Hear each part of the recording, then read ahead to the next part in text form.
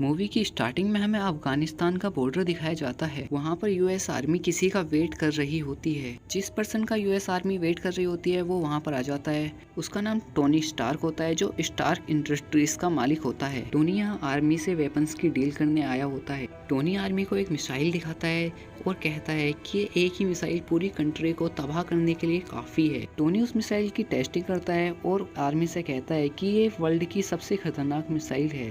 Tony इस weapon की army से डील कर लेता है तो वो काफी अमीर हो जाएगा। उसके बाद हम टोनी को देखते हैं जो आर्मी की गाड़ी में बैठकर यहाँ से जा रहा होता है। तभी उसकी गाड़ी में एक बहुत बड़ा ब्लास्ट होता है। उसके बाद हम टोनी को देखते हैं जो एक बेड पर होता है और वो बहुत इंजर्ड होता है। टोनी बेड से उठने की कोशिश करता है, तभी वो देखता है कि उसको एक बैटरी से कनेक्ट किया गया है। टोनी अपनी चेस्ट से पट्टियां हटाता है तो देखता है कि उसको एक इलेक्ट्रोमैग्नेट से कनेक्ट किया गया है। टोनी के साथ यहाँ एक आदमी भी होता है। टोनी उस आदमी से पूछता है कि तुमने मेरे साथ क्या किया है। वो आदमी टोनी से कहता है कि जो तुम पर ब्लास्ट हुआ है उसमें बहुत सारे लोहे के क्षण तुम्हारे शरीर में चले गए हैं। जितना मुमकिन हो पाया है उतने मैंने निकाल दिए हैं, बाकी अभी बहुत सारे तुम्हारे शरीर में बचे हुए भी हैं। इसलिए तुम्हारे चेस्ट में इलेक्ट्रोमैग्नेट लगा रखा है जो इन छड़ों को दिल के पास जाने से रोकता है। तभी यहाँ स्लीपर सेल्स का लीडर आ जाता है और वो टोनी से कहता है कि तुम अपनी न्यू टेक्नोलॉजी वाली मिसाइल मेरे लिए बनाओ। यहाँ हमको पता चलता है कि टोनी को अफगानिस्तान के स्लीपर सेल्स ने किडनैप किया है। वो टोनी से वही मिसाइल बनाने के लिए कह रहे हैं जो उसने आर्मी के साथ टेस्टिंग की थी। टोनी उनसे उस मिसाइल को बनाने के लिए साफ साफ मना कर देता है। टोनी के साथ जो आदमी है वो टोनी से कहता है कि अगर जो तुम इनका काम नहीं करोगे तो ये तुमको मार देंगे। स्लीपर सेल्स का लीडर टोनी को बहुत टॉर्चर करता है।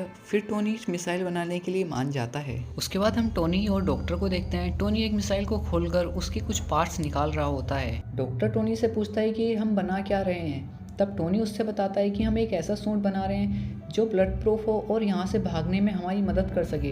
डॉक्टर टोनी से कहता है कि यहाँ से भागना मुमकिन नहीं है। तो टोनी डॉक्टर से कहता है कि एक बार देखते हैं ट्राई करके। स्लीपर सेल्स का जो लीडर होता है वो इनको सीसीटीवी कैमरे से देख रहा होता है।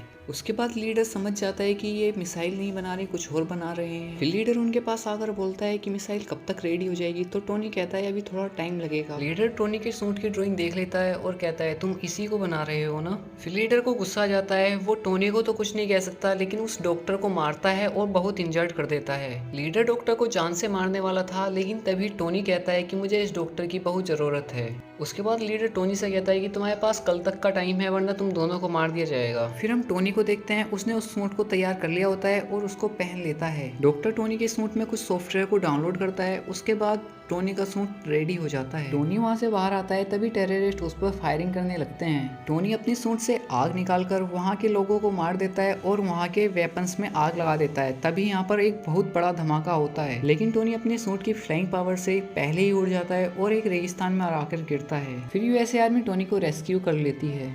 टोनी सबसे पहले अपनी कंपनी जाता है और अपनी कंपनी के पार्टनर से मिलता है। टोनी के पार्टनर का नाम रोबी होता है। टोनी रोबी से कहता है कि मुझे मीडिया से कॉन्फ्रेंस मीटिंग करनी है, इसलिए मीडिया को बुला लो। टोनी मीडिया से कहता है कि जो मेरी कंपनी वेपन्स बनाती है आज से मैं उसको बंद कर रहा हूँ क्योंकि कुछ लोग हमारे वेपन्स का गलत यूज कर रहे हैं और मैं नहीं चाहता कि मेरे वेपन्स से बेकसूर लोगों की जान जाए।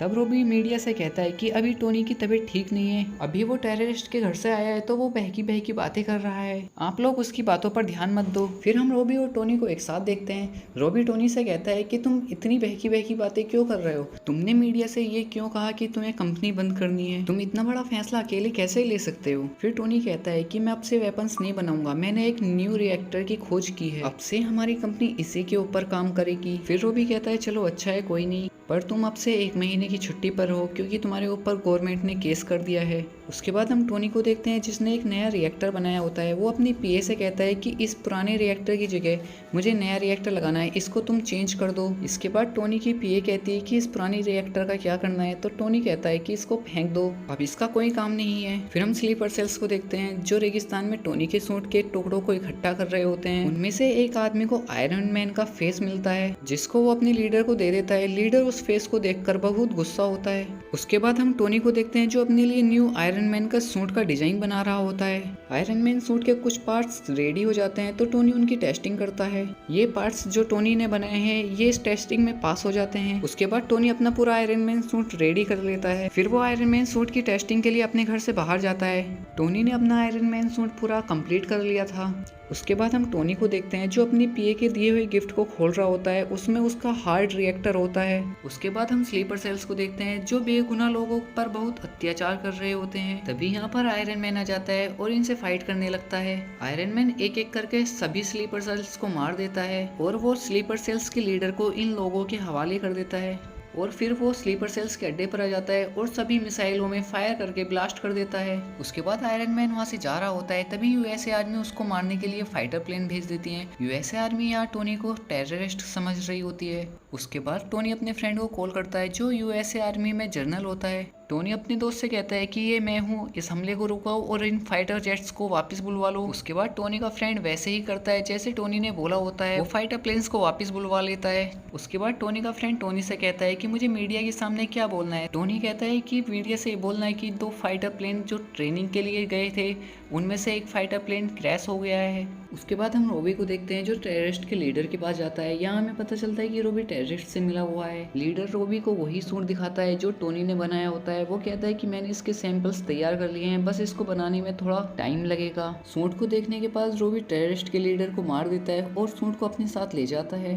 रोबी अपने साइंटिस्ट से पूछता है कि वो सूट कब रेडी होगा। साइंटिस्ट कहता है कि हम कोशिश कर रहे हैं लेकिन हम छोटा रिएक्टर नहीं बना पा रहे हैं। रोबी साइंटिस्ट पे गुस्सा करता है और वहाँ से चला जाता है। उसके बाद हम रोबी को देखते हैं जो टोनी के पास आता है और टोनी को एक सिरिंज लगा देता है जिससे टोनी की बॉडी मूवमेंट नहीं करती, वो एक जगह ही स्थिर अपने सोफे पर पड़ा रहता है। फिर रोबी टोनी के सीने से उसका रिएक्टर निकाल लेता है। रोबी टोनी का रिएक्टर लेके चला जाता है। फिर हम टोनी को देखते हैं, टोनी अपने पुराने रिएक्टर के पास जा रहा होता है लेकिन वो उस तक नहीं पहुंच पाता। तभी टोनी का रोबोट रिएक्टर टोनी को दे देता है।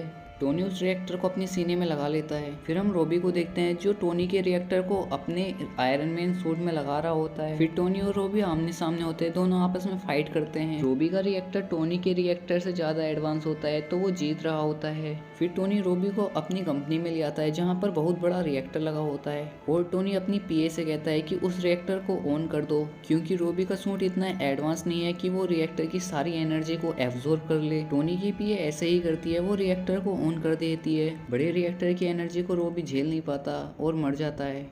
फिर हम टोनी को देखते हैं जिसको मीडिया के सामने बोलना था कि आयरन मैन सूट में उसका ड्राइवर था और इस हादसे में मेरा और मेरी कंपनी का कोई हाथ नहीं था। पर टोनी ऐसा नहीं बोलता, वो मीडिया से कहता है कि yes I am Iron man और मूवी यहीं पर एंड हो जाती है। Thanks for